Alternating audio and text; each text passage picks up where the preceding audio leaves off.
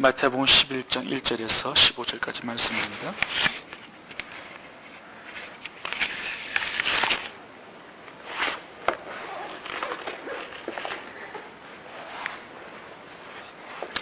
어제 우리는 신앙의 가치가 얼마나 소중한가 우리가 말씀을 같이 나누었습니다. 가족과 원수가 되더라도, 불화가 생기고 화평이 깨어진다 할지라도 검으로 싸우고 인내하고 신앙을 지켜야 한다, 주님 말씀하셨습니다. 근데 오늘 본문을 보시면 신앙을 지키기가 가장 어려울 때가 가족들의 반대에 부딪혀서 그런 것이 아니라 예수님 때문에, 우리 믿음의 대상이신 예수님 때문에 시험 들고 넘어질 때가 신앙을 지키기가 가장 어려울 때다, 이렇게 말씀하세요. 오늘 본문의 침례 요한이 예수님 때문에 실족해서 넘어집니다. 의심이 들어왔어요. 그래서 사람을 보내서, 제자들을 보내서 3절 보시면, 오실 그이가 당신 맞습니까? 아니면 우리가 다른 사람을 기다려야 합니까? 지금 마음이 넘어지고 있어요. 실족했어요. 그 예수님께서 이렇게 말씀하시는 겁니다. 나로 인해 실족하지 않는 자가 복이 있다. 가장 신앙에 큰 어려움이 올 때는 다른 외부적인 그런 고난과 핍박 때문에 그런 게 아니라 우리가 믿는 대상이신 예수님께 시험 들고 실족하기 때문에 가장 큰 신앙의 위기가 온다고 말씀하시는 거예요. 성경에 보시면 수많은 사람들이 사람에게 넘어지는 것보다 예수님께 걸려서 넘어질 때가 참 많았습니다. 가룟 유다 같은 경우는 실족해서 자살해요. 그 부자 청년 같은 경우도 예수님께서 재물을 다 팔아 가난한 자에게 주고 나를 따르라, 이 한마디에 실족해가지고 넘어져서 돌아갑니다. 바리새인들, 서기관들, 대제사장들 전부 다 예수님 때문에 걸려가지고 넘어진 자들입니다. 그런데 어떤 사람들 보면 예수님 때문에 새 출발을 해요. 근데 어떤 사람들은 예수님 때문에 걸려 넘어지고 실족합니다. 어떤 사람에게 예수님은 걸림돌이 되기도 하고, 어떤 사람에게는 예수님이 디딤돌이 되기도 한다는 것입니다. 그런데 사람에게 넘어지면 다시 일어설 수 있는데, 예수님께 실족해서 넘어지면, 시험 들면 영원히 일어설 수가 없어요. 그래서 예수님께서 나로 인해서 실족하지 않는 자가 복되다, 그렇게 말씀하십니다. 사람들이 왜 예수님 때문에 실족하고 시험 들고 넘어질까요? 왜 그래요? 내가 기대했던 것과 예수님의 그 하나님됨이, 메시아됨이 부합되고 일치되지 않기 때문에 그래요. 그러니까 내가 생각하는 내 고정관념 속에 예수님을 집어넣다 보니까 그게 안 맞는 거예요. 그러니까 예수님이 부담이 되고 실족하고 시험 들고 그러는 것이죠. 이 침례 요한이 오늘 본문의 그런 케이스예요. 이 침례 요한은 이 엄청난 선지자였습니다. 여인이 낳은 자 중에 이 사람보다 큰 자가 없다고 말씀하세요. 그리고 침례 요한이 예수님께서 자기에게 나오시는 것을 보고, 보라, 세상 죄를 지고 가는 하나님의 어린 양이다, 메시아라는 것을 증거하고 외쳤던 사람이에요. 그리고 침례를 줬어요, 예수님을. 그 침례 줬을 때 하늘문이 열렸어요. 성령이 비둘기같이 그 머리 위에 내리셔가지고 이분이 메시아다라는 것을 하나님께서 알려주셨어요. 확실하게 메시아인 걸 알았어요. 근데도 오늘 시험 들었어요. 실족했어요. 지금 넘어지고 있어요. 왜 그래요? 자기 자신이 메시아임을 증거하고 소리치고 이렇게 다녔는데 오늘 예수님이 맞습니까? 의심하고 있어요. 왜 이렇게 침례 요한이 흔들흔들 믿음이 흔들리고 실족하고 있을까요? 2절 한번 보세요. 요한이 옥에 갇혔어요. 옥에 갇히니까 시험 든 거예요. 내가 죽도록 충성해서 예수님의 길을 예비했어요. 근데도 예수님은 내가 옥에 갇히는데도 돌아보지도 않아요. 내가 주님께 헌신했는데 나를 지금 외면하고 있어요. 면회도 오지 않고요. 무슨 위로 편지도 한 장도 띄워주지 않는 거예요. 아무 말씀도 없어요. 다른 사람들에게는 떡도 만들어주고 물도 포도주로 만들어주고 귀신도 쫓아주고 어떤 기적과 능력을 베풀었는데, 내가 충성했는데 감옥에 갇혔는데 나를 위해서는 예수님께서 아무것도 해주지 않는 거예요. 시험 들죠. 예? 지금 노현정 자매님이 아파가지고 들어 누워 있어요.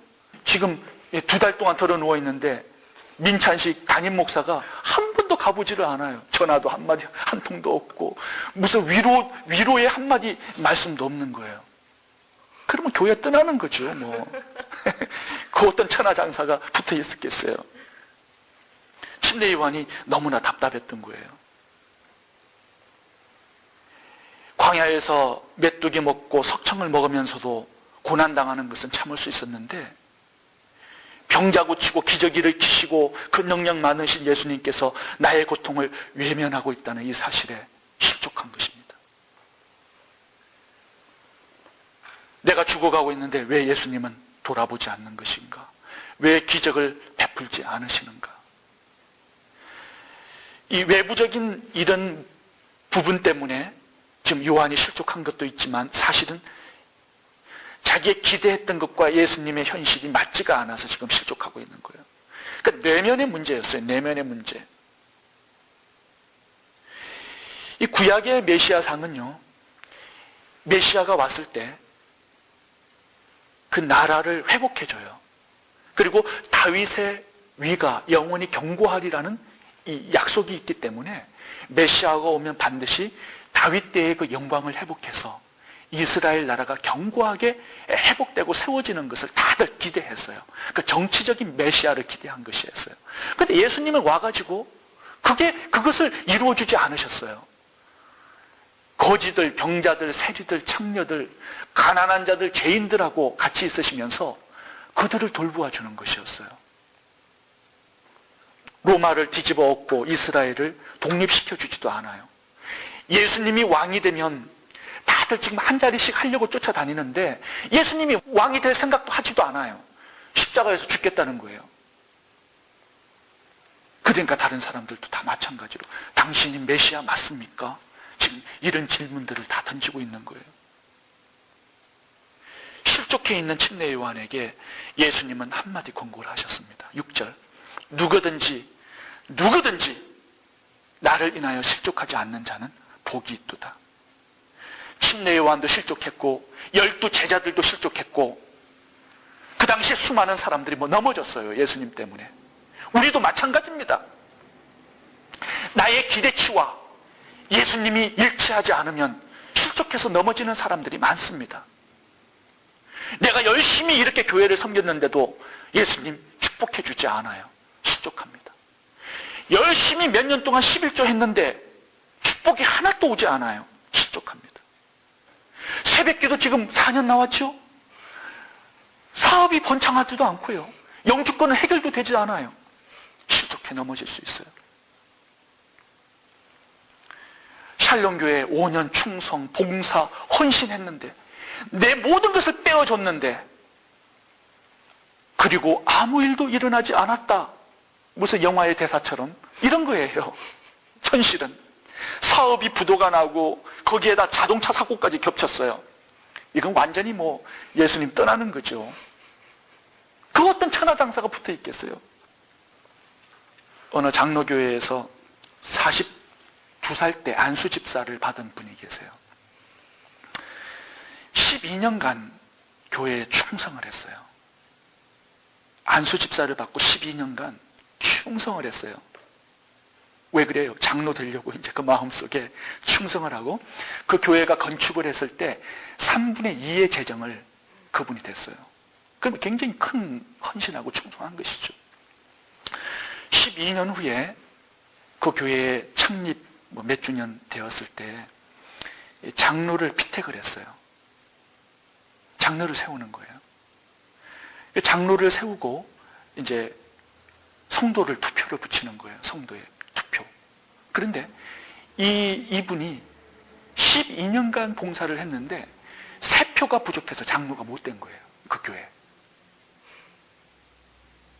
그러니까 문제는 그 다음에 터졌어요. 이분이 안수집사 사표를 내고 그 교회를 떠난 거예요. 12년 동안 봉사를 했는데 크게 시험이 들은 거예요. 장로가 안 되었다고. 뭐 우리 교회에서 구역장 안 시켜주면 시험 들고 뭐 그러는 사람도 있지 않을까 모르겠어요. 여러분, 다른 거 다 이렇게 사람들에게 넘어지고 이런 거 괜찮아요. 그런데 교회 때문에 넘어지고 예수님 때문에 넘어지고 목사 때문에 설교 때문에 넘어지고 이런 사람들이 일어나기 되게 힘들어요. 그래서 오늘 침례 요한도 예수님 때문에 지금 시험 들고 실족해서 넘어진 거 아니겠어요? 옥에 갇혔기 때문에, 또 자기의 기대와 예수님이 일치하지 않기 때문에. 예수님이 우리를 구원하기 위해서 오셨지만 예수님 때문에 실족해서 망한 사람들이 그 당시에도 참 많았어요. 오늘날도 마찬가지입니다. 여러분, 실족하면 누가 손해예요? 예수님 손해예요? 실족 당한 그 사람이 손해예요. 모세가 구스 여인하고 결혼을 했어요. 허긴하고. 그랬더니 미리암이 시험 들었어요. 아론이 시험 들었어요. 실족해서 넘어졌어요. 누구 손해였어요? 하나님은 미리암을 문둥병 걸리게 했어요. 12 정탐꾼이 똑같이 정탐을 했어요. 가나안 땅을. 그런데 가나안 땅, 젖과 꿀이 흐르는 땅을 보고 와서도 10사람은 시험 들었어요. 실족해서 넘어졌어요. 누가 손해였어요? 40년 뺑뺑이 돌다가 다 죽었어요. 나의 기대와 예수님이 너무 다르기 때문에 실족하지 마시기 바랍니다. 내 내면의 문제가 잘못되면, 내 마음과 믿음을 예수님 앞에서 바로 세우지 못한다면 세상 그 어디를 가도 그 사람은 항상 시험 들게 돼 있어요. 그 어느 교회를 가도 그 사람은 시험 들게 돼 있어요. 그러니까 내 마음을 예수 그리스도 앞에서 믿음을 바로 세우라는 것입니다. 나로 인하여서 실족하지 아니하는 자가 복이 있도다. 여러분, 헌금 생활하시고 축복이 없다고 실족하지 마시기 바랍니다. 예? 기도하다가 응답이 없다고 실족하지 마시기 바랍니다. 선한 일 하다가 축복이 없다고 실족하지 마시기 바랍니다. 끝까지 신앙을 잘 지키시고 믿음에 승리하시기 바랍니다. 자, 오늘 본문에 흔들리고 의심이 들고 실족했을 때 그럼 어떻게 해야 합니까? 오늘 본문에 보시면 승리의 비결이 3가지로 나와 있습니다. 이 흔들리는 믿음을 가졌던 침례 요한이 믿음에 승리할 수 있었던 첫 번째 이유는 자기의 마음을 솔직하게 예수님께 가져갑니다. 주님 앞에 솔직하고 주님을 찾아가는 거예요. 주님, 내 믿음이 지금 흔들리고 있습니다. 의심이 참 많이 듭니다. 시험 들었고 실족해 넘어져 있습니다. 예수님, 어떻게 해야 합니까? 나는 지금 당신을 메시아라고 외치고 다녔지만 지금은 당신이 메시아인 것을 확신할 수가 없습니다. 의심이 들고 지금 넘어져 있습니다. 내 믿음을 어떻게 해야 합니까? 지금 솔직하게 예수님을 찾아가서 그 마음을 예수님께 솔직하게 지금 끄집어내어 보이고 있어요. 내가 이런 선지자인데, 내가 이런 목사인데 나의 부족함을 어떻게 사람 앞에 보일 수 있는가? 그러면 안 된다는 거예요. 이 위대한 여인이 나왔던 사람 중에 가장 큰 선지자라고 주님께서 평가하셨던 이 침례 요한도 자기의 의심, 자기의 흔들리는 믿음을 솔직하게 주님 앞에 가지고 나와요. 이런 사람들이 소망이 있는 거예요. 그러니까 숨기면 안 된다는 거예요. 다윗도 이 원수의 자식을 바위에 내어 치는 자가 복이 있도다. 솔직하게 주님 앞에 마음을 가지고 나가요. 예수님도 십자가 지기 전에 겟세마네 동산에서 정말 난 십자가 지고 싶지 않습니다. 솔직하게 그 마음을 가지고 나가요. 하나님 앞에. 이런 자가 주님 앞에 고침을 받는 거예요. 내 무거운 감정, 주님 앞에서의 그 섭섭한 마음, 오랫동안 교회를 섬겼는데도 축복이 없는 이런 부분들 가지고 나오라는 것입니다. 솔직해야 돼요. 주님 앞에. 그 마음을 가지고 나올 때 주님께서 또 해결해 줄 수가 있는 거예요. 두 번째, 주님의 말씀을 붙드는 것입니다. 주님은 다른 걸로 문제를 해결해 주지 않고 단지 말씀으로 문제를 해결해 주셨어요. 5절 노인정 자매님 읽어보시겠어요? 소경이 보며 안진뱅이가 걸으며 문둥이가 깨끗함을 받으며 기모거리가 들이며 죽은 자가 살아나며 가난한 자에게 복음이 전파된다 하라. 자, 지금 누구든지 나를 인하여 실족하지 아니하는 자는 복이 있도다 말씀하시면서 이사야 61장의 말씀을 요한에게 가서 고하라 이렇게 말씀합니다. 4절 예수께서 대답하여 가라사대 너희가 가서 듣고 보는 것을 요한에게 고하되, 지금 5절 말씀을 그렇게 주는 거예요. 답으로. 그러니까 내가 메시아다 이렇게 얘기하지 않아요. 주님은 문제의 해결 방법은 이것이다 얘기하지 않고 말씀을 보아라 이렇게 말씀하는 거예요. 메시아는 어떻게 행할 것이다 이사야 61장에 이렇게 말씀하시는 거죠. 소경을 보게 하고 문둥이를 깨끗하게 하고 안진뱅이를 일으키고, 이렇게 메시아는 행동한다. 그러니까 내가 지금 이렇게 행동하고 있다. 왜 말씀을 보지 않니? 근데 말씀을 보고 내가 메시아인 것을 다시 한번 붙들고 확신하라 이렇게 얘기하시는 거예요. 우리도 문제의 해답을 찾는데 다른 데서 문제의 해답을 얻는 게 아니에요. 말씀 속으로 들어가야 돼요. 말씀을 붙들면 예수님을 붙들게 돼 있어요. 말씀으로 돌아가면 예수님께 돌아갈 수 있는 거예요. 말씀을 떠나면 예수님을 떠날 수밖에 없는 것입니다. 그러니까 말씀을 가지고 문제를 해결할 수 있도록 그렇게 하셨습니다. 자, 세 번째 주님께서 문제 해결을 이렇게 말씀합니다. 전투적인 신앙을 가져라. 12절도 읽어보시겠어요? 노인정 자매님. 세례 요한의 때부터 지금까지 천국은 침노를 당하나니 침노하는 자는 빼앗느니라. 주님께서 이렇게 말씀하세요. 너희들은 소극적인 신앙을 갖지 말고 적극적이고 진취적이고 전투적인 믿음, 전투적인 신앙을 가져라. 빼앗는 그런 신앙을 가져라. 소극적이고 부정적이고 이런 상태로 머물러 있지 말고 앞으로 나아가는 신앙을 가져라 이렇게 말씀하세요. 엄마는 자식에게 늘 그 품을 침노당해요. 자식이 달려오면 부모는 어쩔 수 없어요. 사랑으로 다 품어줘요, 모든 것을. 그러니까 부모가 자식이 달라는 것은 다 꺼내줍니다. 그러니까 침노를 당한다는 다 내어준다는 거예요. 천국에 있는 것들을 다 내어준다는 거예요. 천국으로 침노에 들어오면. 주님께 침노에 들어오면 주님은 다 내어준다는 것입니다. 주님은 빼앗기기를 너무 좋아하세요. 그의 자녀들에게. 모든 좋은 것들을 다 빼앗겨 주기를 원하십니다. 야곱은 환도뼈가 위골되도록 주님과 씨름하면서 천국을 침노에 들어갔습니다. 그러니까 어떻게 돼요? 야곱이 이스라엘로 바뀌고 12지파의 조상이 되고 이스라엘의 건국의 기초가 됩니다. 12해를 혈육정으로 앓는 그 여인도 침노에 들어가요. 군중을 뚫고 주님을 만졌어요. 주님의 능력이 그 여인에게 나아갔습니다. 소경 바디메오도 마찬가지예요. 나사렛 예수여 나를 긍휼히 여기소서. 사람들이 시끄러워 잠잠해. 그래도 더욱더 침노에 들어갔어요. 주님의 관심을 끌어요. 그동안 평생 보지 못했던 눈이 뜨입니다. 기적을 경험합니다. 그러니까 뒤로 물러서는 신앙이 되지 말라는 거예요. 싸우는 신앙, 적극적으로 취하는 그런 신앙을 가지라고 주님께서 말씀하십니다. 이 이스라엘 백성들에게 가나안 땅을 약속하셨는데도 불구하고 가나안 땅을 취하여서 나의 것으로 만들지 못했던 사람들이 있어요. 누구예요? 다 부정적인 사람들. 원망불평하고 다 부정적인 사람들. 그럼 약속의 땅을 누구에게 주셨어요? 긍정적이고 할 수 있다 얘기하는 사람들, 침노에 들어가는 사람들, 여호수아와 갈렙에게 그 땅을 다 주셨어요. 하나님의 모든 축복의 약속들을 빼앗는 자는 어떤 사람들이에요? 전투하는 사람들입니다. 주님과 씨름하는 사람들이에요. 오늘 본문에 참 어려운 말씀을 주님 하시면서 그 부분을 설명해 주고 있습니다. 침례 요한을 칭찬하십니다. 11절 보시면 모든 선지자들보다 큰 자다라고 칭찬하십니다. 그럼 한 가지 질문이 있어요. 아브라함보다 크고 모세보다 클까요? 침례 요한이? 이 얘기를 들으면 유대인들은 분노합니다. 왜냐하면 아브라함과 모세를 가장 큰 자로 여기기 때문에. 그런데 주님의 평가는 달라요. 침례 요한이 큰 자다, 가장 큰 자다 이렇게 말씀하세요. 그럼 크다는 뜻은 무엇을 지금 주님은 기준으로 얘기를 하시는 걸까요?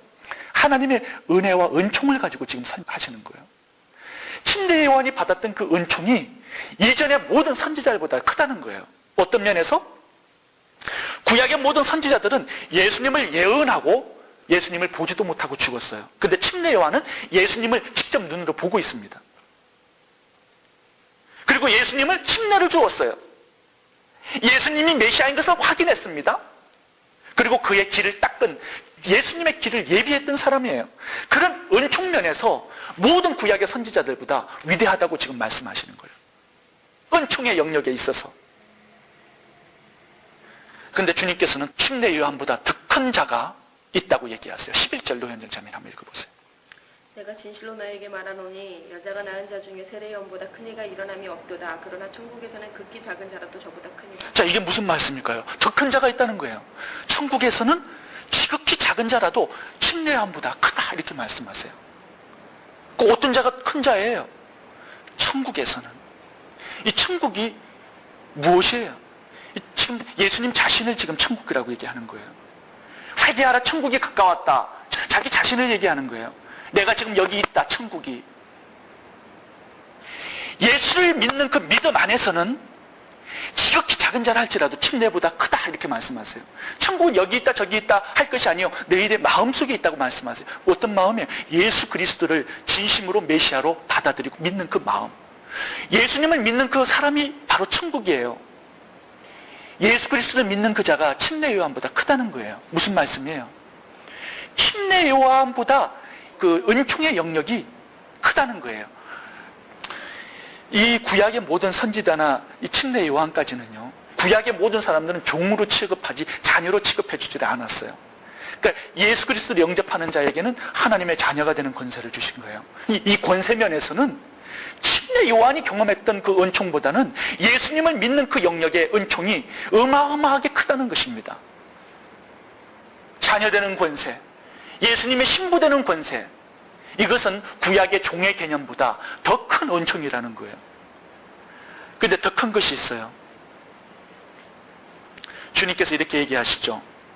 악한 자라도 자식에게 좋은 것을 줄 줄 알거든 하물며 하늘에 계신 천부께서 구하는 자에게 좋은 것을 주시지 않겠느냐. 구하는 자에게 성령을 주신다고 말씀하세요. 침례 요한까지 성령을 체험했느냐? 구약은 성령 체험 못합니다. 예수님이 십자가에서 죽으시고 부활하신 다음에 승천하신 다음에 성령이 임재하세요.